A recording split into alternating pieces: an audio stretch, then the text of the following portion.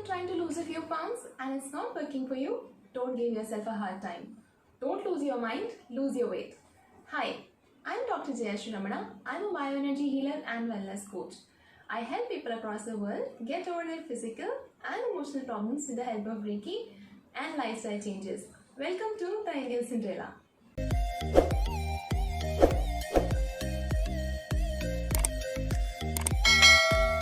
In today's video, I want to debunk some of the popular weight loss myths which even I had until a few years back while I was onto my fitness journey, and some of the common mistakes I see people making all the time while they're trying to achieve their target weight, plus a few pointers on what you can focus your attention on instead.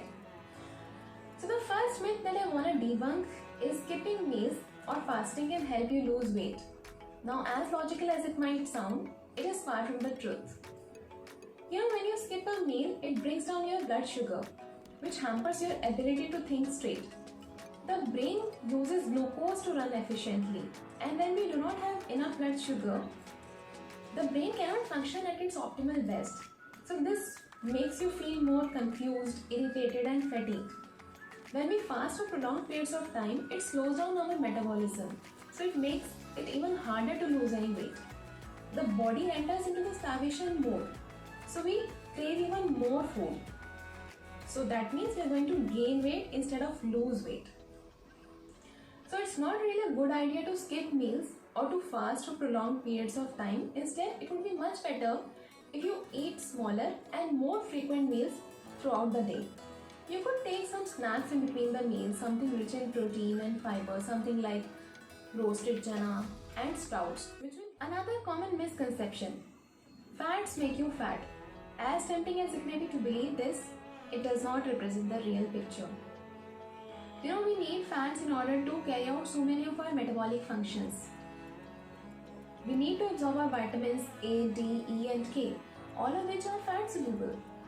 Fats are the basic precursors to so many of our hormones like testosterone, progesterone, estrogen, etc. Now when we talk about fats, we have the good guys and the bad guys.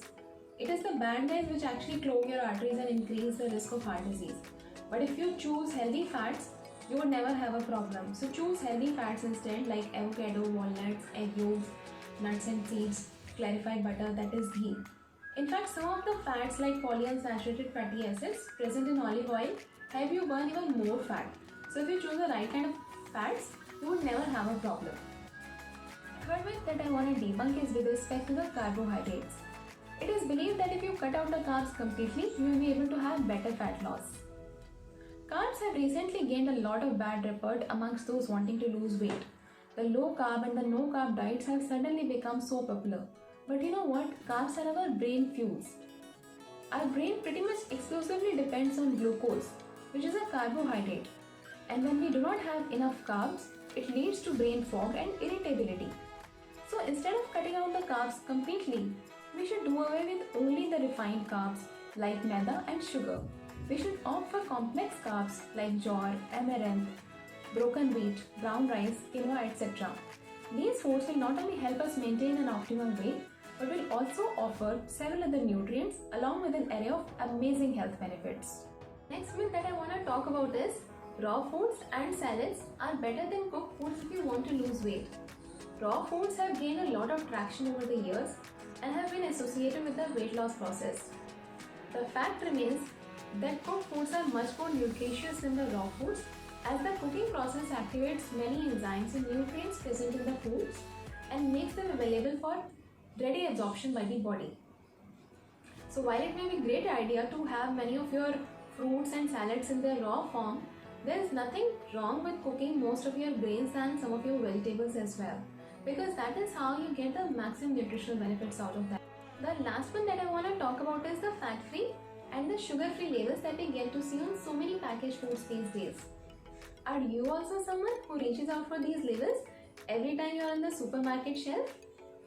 If yes, then as much as you might be thinking that you are making healthy choices, you might be falling prey to the marketing gimmicks. More than often, these labels are misleading.